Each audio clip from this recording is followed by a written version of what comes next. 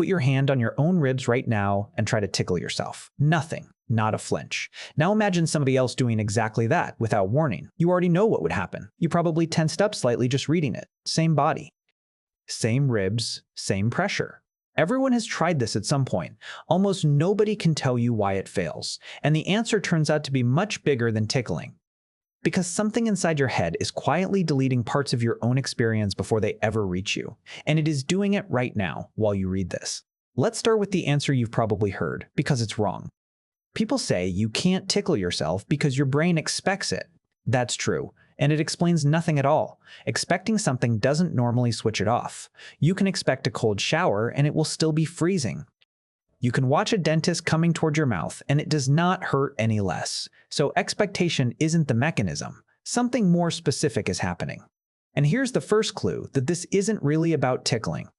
Your tongue is sitting in your mouth right now. It's large, it's wet, it's pressed against your teeth, and you weren't feeling it at all until I mentioned it. Your clothes have been touching every inch of your skin all day. Your nose sits permanently in the bottom of your vision and you look straight past it. Here's a stranger one. Every few seconds, your eyes jump from one point to another, fast enough that the world should smear across your retina like a camera whipped sideways. You have never once seen that blur, not in your entire life. And it's why your own voice sounds wrong on a recording. Everybody has had that moment. It isn't that the recording is inaccurate, it's that the version you've been listening to since birth is missing something the microphone kept. So look at what these have in common. Your tongue, your clothes, your nose, the blur, your voice, your own hand on your own ribs. Every single one of them is a sensation you caused.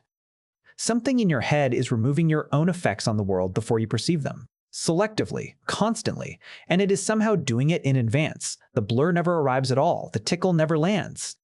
Which raises the question this whole video is really about. How does your brain know what a sensation is going to feel like before it happens? And notice how precise that has to be. It isn't enough to know that you moved. To cancel a touch, the system has to know exactly where your hand is going, exactly how hard it will press, exactly what your own skin feels like under it, and it has to have all of that ready before the touch lands, not after. Nerve signals take time to travel. By the time the news from your fingertips reaches your brain, the moment has already gone. So whatever is doing this isn't reacting. It's running ahead of your body, generating a forecast of what you're about to feel, and checking reality against it. That's a genuinely hard problem, and for a long time, it was mostly theory. Then somebody built a machine to break it. In the year 2000, Sarah Jane Blakemore, Daniel Wolbert, and Chris Frith ran an experiment where people tickled themselves through a robot. The setup is beautifully simple. You move a lever with one hand. A robot arm takes that movement and drags a piece of soft foam across the palm of your other hand. You are still the one doing the tickling. It is still your own movement driving the whole thing. But with the machine sitting in the middle, the researchers could quietly interfere with the timing. With no delay, volunteers reported exactly what you'd expect. Barely ticklish, about the same as stroking their own palm. Then the team began slipping in a delay, just a fraction of a second between the hand moving and the foam arriving, and the tickle came back. The longer the delay, the more ticklish it got, climbing all the way up to around 200 milliseconds. 0.2 of a second, less time than a blink. Sit with that for a moment, because it is one of the cleanest results in neuroscience. The touch never changed. Same foam, same pressure, same hand, same person, same brain.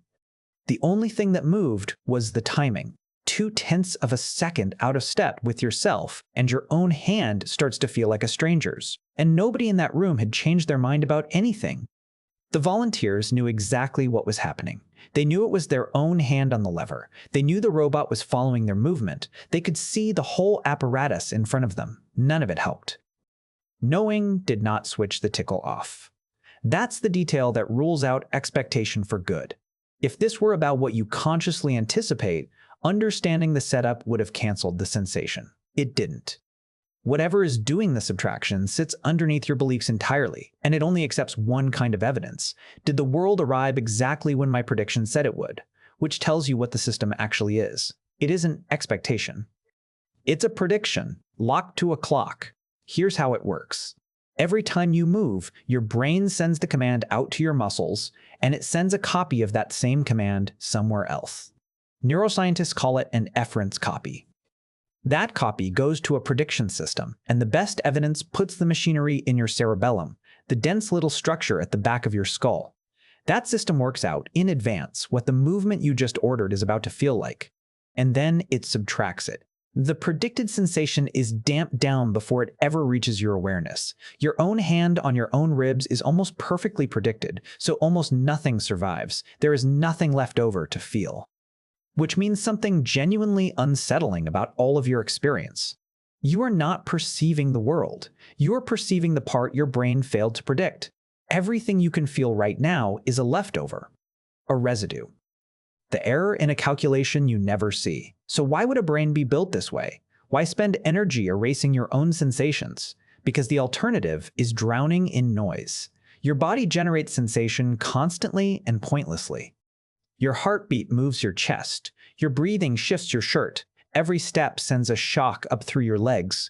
If all of that arrived at full volume, you would never notice the one signal that matters. Something touching you that you did not do. That's what tickling actually is.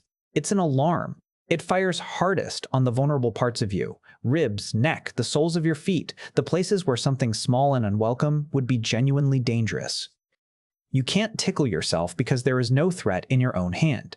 And that explains something odd most people never question. Being tickled makes you laugh. It also, very often, makes you desperate for it to stop.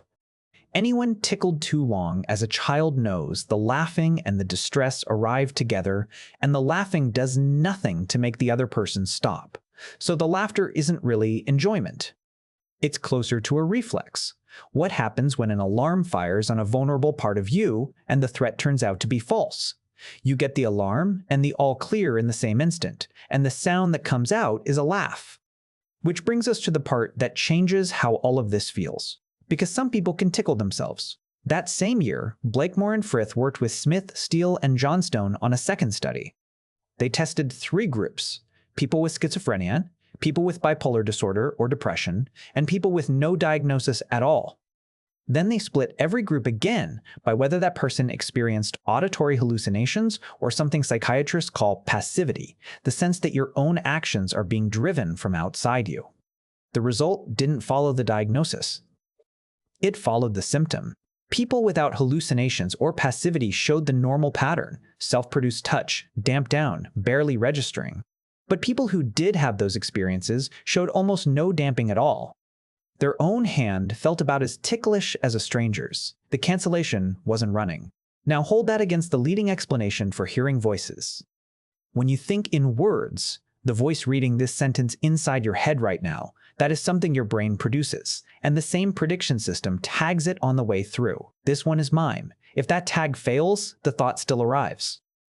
It just arrives unlabeled. And an unlabeled thought lands the way every unpredicted thing lands, as something from outside you. On this account, the voices aren't intruders at all. They're your own inner speech, arriving without a return address. That's a leading theory rather than a settled fact, and real lives sit underneath it, so it's worth saying carefully. But it rests on exactly the same machinery that just stopped you tickling your own ribs. There's one more thing, and it's the part I'd rather leave you with.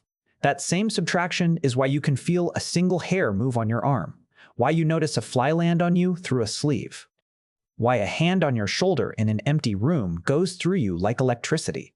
The reason you are so extraordinarily sensitive to the world is that your brain spends its entire life quietly removing you from it. Deleting yourself is what makes everything else visible. And it's why tickling is the one sensation you cannot give yourself. You can feed yourself, warm yourself, hurt yourself, put yourself to sleep. Every other feeling is available to you alone. Not this one. For this one, there has to be somebody else in the room. So you can't tickle yourself because you are always running very slightly ahead of yourself, predicting, subtracting, staying half a beat in front of your own body. 0.2 of a second is the entire margin. And the moment that margin fails is the moment your own thoughts start sounding like somebody else's.